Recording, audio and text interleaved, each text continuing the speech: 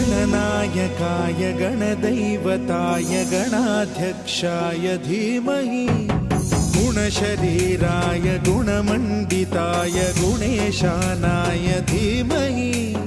गुणातीताय गुणाधीशाय गुणप्रविष्टाय धीमहि एकदन्ताय वक्रतुण्डाय गौरीतनयाय धीमहि गजेशानाय भालचन्द्राय श्रीगणेशाय धीमहि